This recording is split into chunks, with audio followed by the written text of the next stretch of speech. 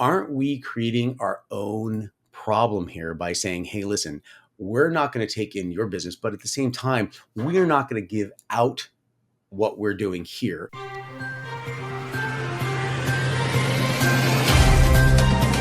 This episode is made possible by OIT VoIP. Find your best-in-class revenue generation for MSPs all over the world. Learn more via the link in the show notes. You're watching MSP Dispatch, your source for news, community events, and commentary in the MSP channel. My name is Tony Francisco, and in today's story, Apple might partner with Meta on AI. Story from TechCrunch.com. Apple is venturing into AI and seeking partnerships, possibly with Meta, as reported by the Wall Street Journal. While Apple has already teamed up with OpenAI to integrate ChatGPT into Siri, discussions with Meta are ongoing and not finalized.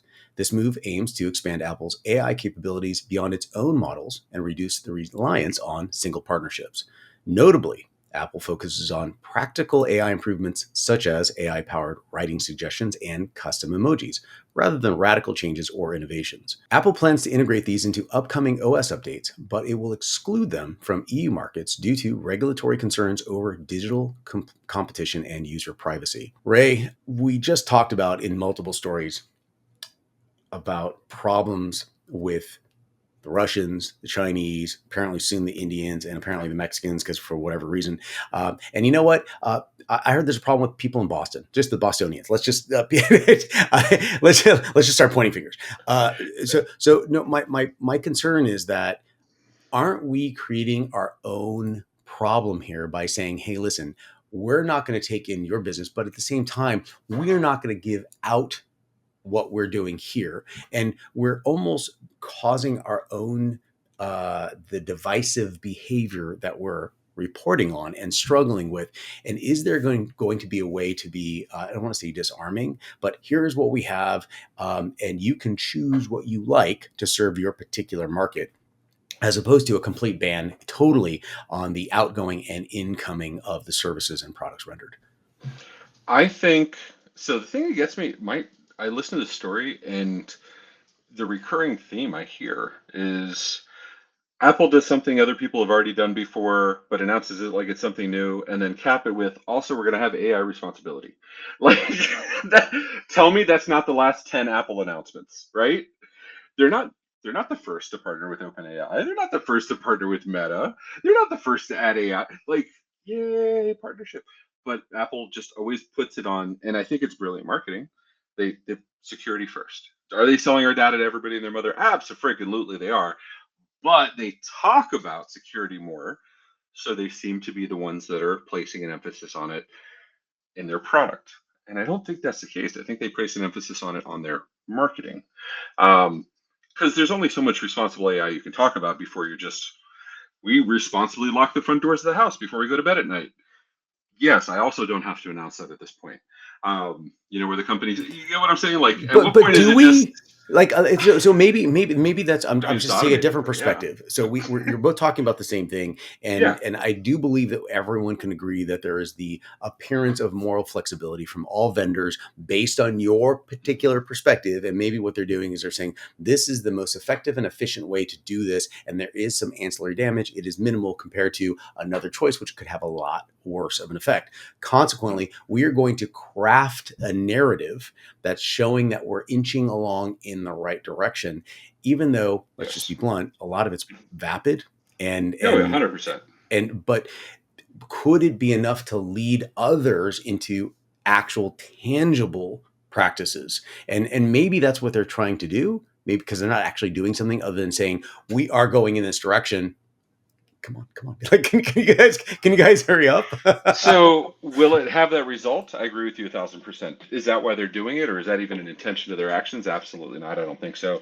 Hurricane happens in the ocean, the water gets drugged up, something gets uncovered in the sand below. It uncovered a new treasure. That's not why the hurricane happened, or it was any intention of the hurricane. Same thing here. Butterfly effect for any of our Jurassic Park watching people. Um, so, yeah, and to us, to you and me, is that the desired outcome? Absolutely, yeah, 100%. And we can say that not being Apple fanboys, but just saying we think that security is a good thing. And for those watching, I apologize. My face keeps changing color. My I'm not using my usual setup. So I've seen my face change like tone like You three or look four amazing, times. Ray. You look amazing. Thanks. Even with the bluish screen now, even I think it's pulling it from this. I don't know. Anyway, but yeah, Tony, I think I think you're right. We agree 100% on where it's going, what the outcomes may be. Give us your final thoughts on this. Take it away. Final thoughts are at the end of the day, there's such an overwhelming tsunami from all directions of authentication issues, vulnerabilities, exploitations, attackers, both externally and internally. I think that uh, I think any step to move in the right direction, even if there's, the narrative that's being created by Apple, which is clearly a leader in some capacity, depending on who you are. Even though they only have the support from 7 guys in Podunk, Mississippi, the water feels warm, guys. Come on, jump on in, and maybe that's the support that they need to push them over the precipice to more of a standardization. But regardless, at the end of the day, I think that any movement in the right direction is a good thing. The one thing that we're constantly struggling with, though, is the big players not making that movement. And one of the big players, all I'm hearing is that Microsoft, Apple, like all the big players, they're all having issues. And I think her next story is literally about Microsoft having an issue of bypassing MFA and all kinds of craziness. Maybe you're gonna tell me some amazing news about Microsoft, right? Oh, the most amazing news. Do you remember Microsoft had OpenAI's partnership, now went to Apple, and that probably stung a little bit? Well, now Apple's talking security, and Microsoft maybe wants to listen to that message a little too.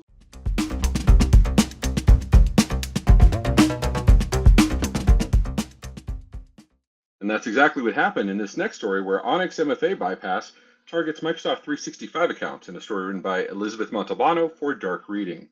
ONNX, a phishing as a service operation, is targeting Microsoft 365 accounts in financial institutions.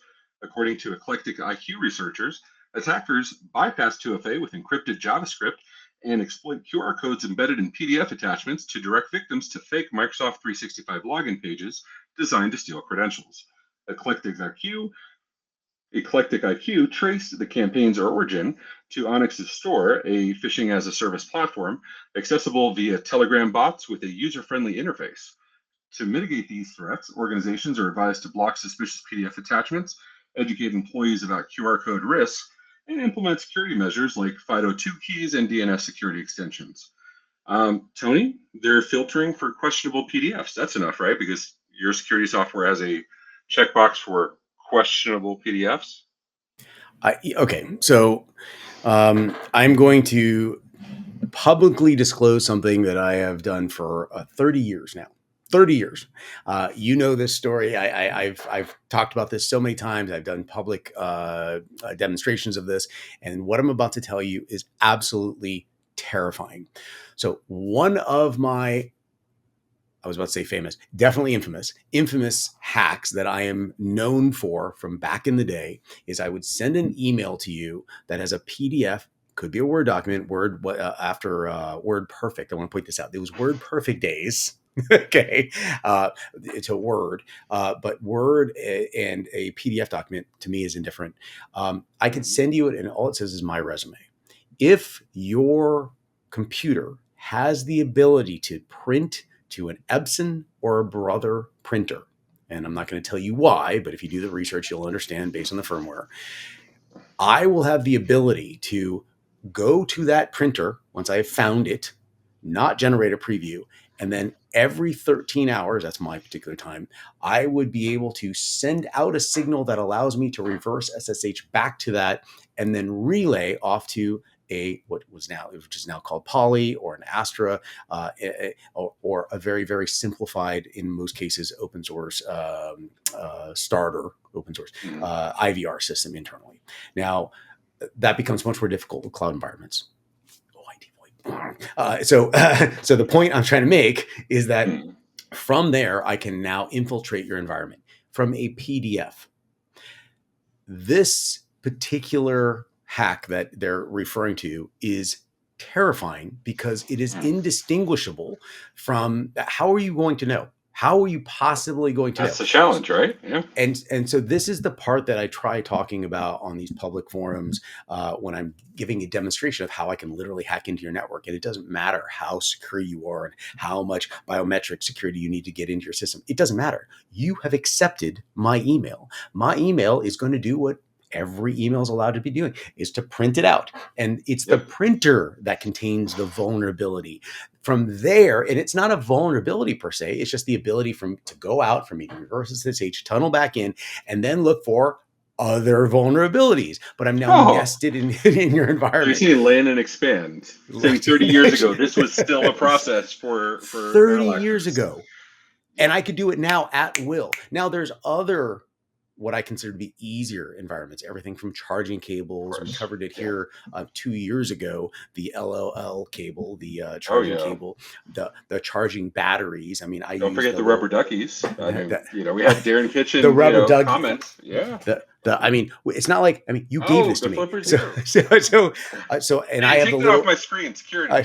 I know. So I have the little dataless magnetic hatches here. So all of my devices have those little plugs because I'm not plugging into anything. But if I get an email, so anyway, you and I could talk about this for so long, but vulnerabilities are everywhere. And it's, even though your system is locked down, your system still performs with other systems that are vulnerable. So for the MSPs out there in the audience, if you can talk to your customers and really educate them on the simple concept that this computer may be locked down, but it can talk to other things that are not locked down. And that in turn can talk to other things that are less locked down. And you have a problem. The MSP is the last mile.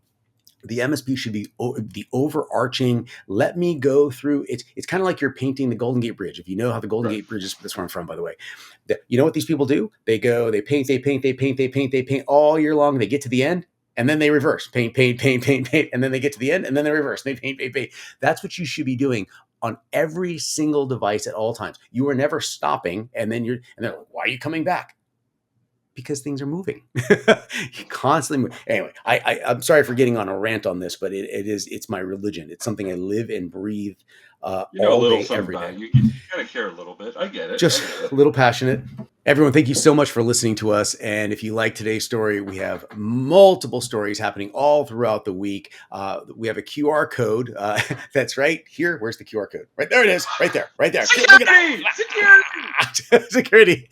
Scan that QR code. Go to our Discord. This is the thing you need to do. Take part, engage in these conversations. They're absolutely amazing. We're very passionate about what we talk about every single day, all day. And with that, I'm going to pass the mic over to Ray. Ray, land this plane, sign it off. Hit us up on the Discord. We started 75 Hard in combination with Tech Degenerates. With my people, it's 75 Hard-ish. We're definitely going to have fun, but join us. You start up anytime, and we'll see you next time. Till next time, take care of yourselves and each other. Be safe, everyone. If you found this episode eye-opening, catch more MSP Dispatch at 10 a.m. throughout the week. Share your thoughts below, and don't forget to like and subscribe.